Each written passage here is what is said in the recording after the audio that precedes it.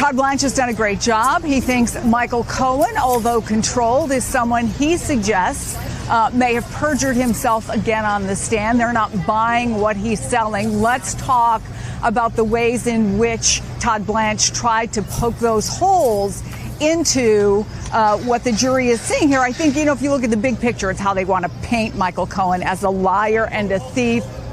Many times today, as we've heard in the past, he was asked about whether he lied about something, whether he told the truth about something, and he would have to answer, no, sir. Is it what they're painting him out to be, or is it what he actually is? It's funny. It seems like all of Trump's cases come tumbling down one by one by one by one.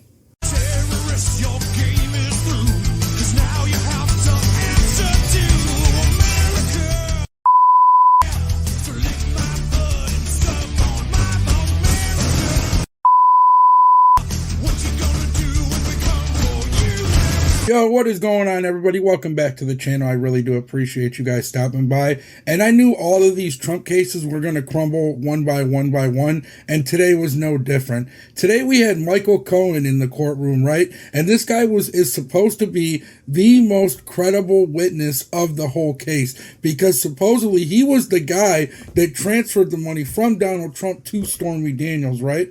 But this guy just made him look out to be nothing but what he is, and a liar. And now it also turns out that he's a thief. If you guys didn't check it out in the news today, here, check this out. But I think the other big moment was when he said, "You stole from the Trump organization, right?" And he said, "Yes, sir." And that was one of the few times today when Donald Trump really seemed to sit up and take notice. This was when Alan Weisselberg gave him $50,000 to pay to a tech company, and he kept $30,000 of it, and he wanted to get to that detail. Todd Blanche did. He said, "Did you have a duffel bag full of cash?" And he said, "No, it was a brown paper bag." So that's all part of the sort of liar and thief that they're trying to paint with Michael Cohen, and have been from the beginning. I really love how the liberal mainstream media tries to paint it like they're trying to paint him as a thief and a liar. No, he is a thief and a liar. When somebody gives you money to pay somebody and you steal from it, that's called being a thief. And then lying about it, that's called being a liar. And this is only one time where he's testified and said yes to it. Who's to say how many times he's stolen from Trump? We don't know this. This is just ridiculous. This dude needs to literally be thrown off the stand. Stormy Daniels needs to be thrown off the stand. And this case needs to be closed. This is all nothing but a political witch hunt.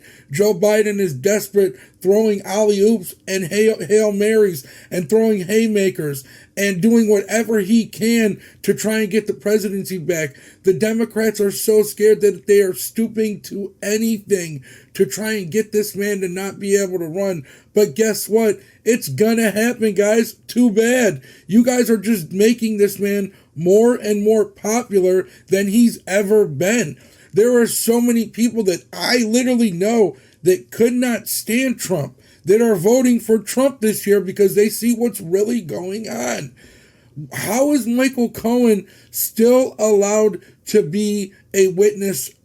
Anything? He shouldn't even be allowed to be on it. He actually should be investigated now, if you ask me. I don't know what to tell you guys. So check this out from 3 days ago. Anderson Cooper and Caitlin Collins, two of the biggest Trump haters with TDS that I've ever seen.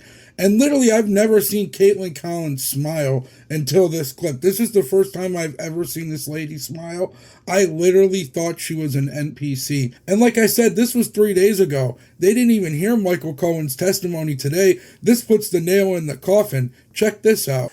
I don't know if a juror is prepared for, he lied to this jury 2 days ago, but now he's really telling the truth. I mean, I don't know. Does a juror make a difference between, oh yeah, those are his old lies, but he's really now telling the truth? Jurors understand, and he cleaned this up in the afternoon. He was stronger after lunch. Memory is not perfect, okay?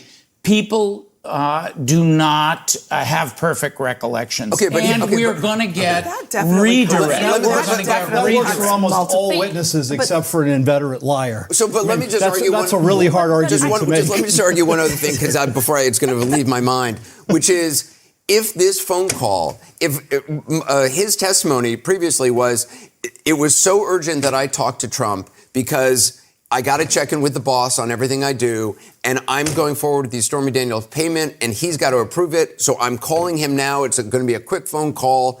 I call Keith Schiller because I want to talk to the boss. If that was so urgent and in his mind, why is he obsessing about a 14-year-old boy who's allegedly prank calling him and contacting Keith Schiller saying, I got to talk to you about this weird phone number that shows up? It's not, I got to talk to the boss. There's something really urgent. And, you know, calling Keith Schiller and talking to the boss. And then after that conversation is over, saying to Schiller, oh, by the way, there's this phone number. It's not. It seems like the 14-year-old boy is the reason he's calling. What they're asking, I mean, you just basically made the defense's case for them. Memories are not perfect. That is exactly what they're saying to Michael Cohen, that your memory is not perfect and you don't remember exactly that you even spoke to Donald Trump on this phone call. I mean, his most devastating line after the text of the 14-year-old was, I believe I spoke with Mr. Trump. He didn't even double down on it after he was pressed on it.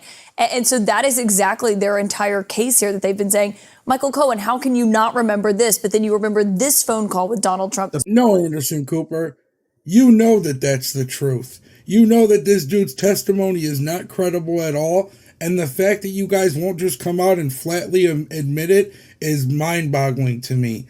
And to see Caitlin Collins smile, you guys, the NPCs are evolving. We really need to watch out. AI is real.